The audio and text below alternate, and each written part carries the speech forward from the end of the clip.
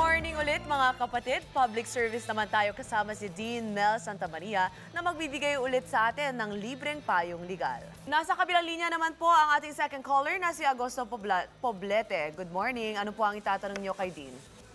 Hi, good morning po. Good morning, Good morning. Miss Grace, good morning po. Good morning po. Ano po ang itatanong niyo? Tatanong ko lang po yung sitwasyon ng anak ko sa ngayon kasi sumama siya sa tiyuhin ng pinsan ng misis ko. Bali, tiyuhin niya ho. Ngayon, ano ba nangyari? Ilang taon na ba ilang taon na yung ano mo, kapag anak mo yan? 18 ho nung isinama. Ngayon ho, 22 na siya. Kaya lang ho, palipat-lipat sila ng mga tirahan. Yung lalaki ho, may asawa yon, kasal sa unang asawa. Ngayon, naghiwalay ho sila. Sila magkasama ngayon ng anak ko. Ano maaari namin kayang gawing hakbang? Kasi minsan na akong tumawag sa amin at nagpasaklolo. Ganun ba? Opo. Ano po yung rason kung bakit po siya nagpasaklolo sa inyo? Parang nahihirapan na raw siya, hindi niya nakaya. Binubugbog ba siya? Sinasaktan ba siya? Nung minsan natanong ko, hindi naman daw siya nabugbog. Pero nahihirapan siya. Hindi ko malaman kung ano ang dahilan talaga. Pero talagang hirap na po siya. Hirap na. Sabi niya, kaya nga, nagpasundo sa amin nung minsan. Alam nyo, ganito po yan, no? Sapagkat nasa wastong edad na ang inyong anak, 18 na po, meron ng kakayahang mag-isip ng sarili. Normally, pangkaraniwan po, pwede na ang kanyang buhay ay kanyang buhay at wala na makakapanghimasok. Pero, meron po tayong magandang batas, yung Republic Act 9262.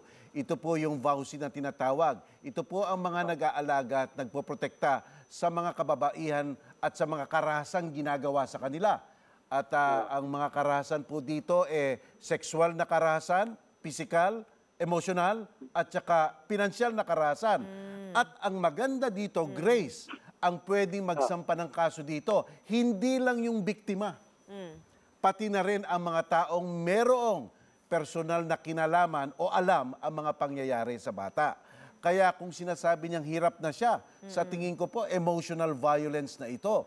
Isang karahasan at pang-abusong emosyonal, maaaring hindi siya sinasaktang pisikal, pero yung sa loobin niya, hindi na siya makatulog. Parati siya nag-aalala. Kontrolado siya ng taong to. At may asawa pa ang taong to. Kaya nga po, nakatira siya sa isang loob na hindi maganda. Kaya kung ako sa inyo, magpupunta na ako sa piskalya ngayon, gagawa na ako ng sinumpaang salaysay at susumpa ako doon at para po mahainan na ng kaso itong lalaking ito sa ilalim ng Republic Act 9262 at pupunta na rin po ako sa korte para po makakuha ng tinatawag na temporary protection order para po makuha ng anak ninyo. At kung sinasaktan po yan, pwede rin po, yung bata, pwede po kayong pumunta sa barangay captain. Sapagkat po sa Republic Act 9262 sinasabi na kung ang isang babae ay physical na inaabuso ng kanyang partner, whether asawa, dating asawa, boyfriend, dating boyfriend, kahit na nga po kabit, pwedeng sumangguni sa barangay captain para ipalayo yung taong yan sa kanya. Mukhang marami pong kasong pwedeng isampa dito sa lalaking Pwede tiyuhin ng babaeng to. Pwede na rin pakulong. Oo, tama yan, Banday. Kasi nga, iyan ang nasa batas natin, sir. So, sige po, may tanong po kayo? Kasi po, di ba, nakuha namin nung last week pa lang ho. Ang problema, parang nagtitik-tik sila, nag-apura na namang umalis. Alam niyo po, sa tingin-tingin ko lang po, yang anak niyo, meron tinatawag na battered woman syndrome na iyan.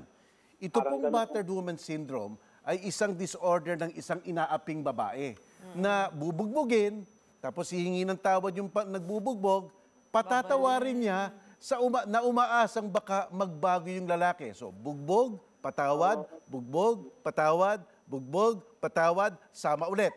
Cycle na po iyan.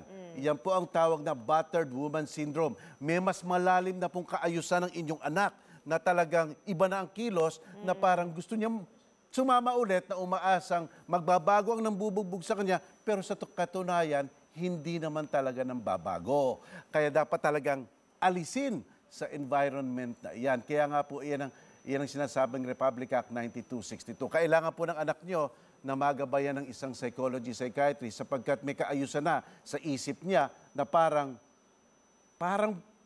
binibigyan ng pag-asa ang nambubugbog sa kanya. Kaya ilayo nyo na po dyan sa environment na yan, file nyo na po ang kaso. Sir. Sige po. Ayan, Salamat okay. po. Salamat. Maraming salamat po. Kung kayo po ay may mga problemang kailangan ng legal na aksyon, maaari po kayo mag-text sa amin. Sa aming text line ay 0999-879-7877 at mag-iwan ng mensahe sa aming Facebook rin kung inang gusto nyo sa account naming Itanong kay Dean. Susubukan po namin sagutin ang mga problema nyong legal.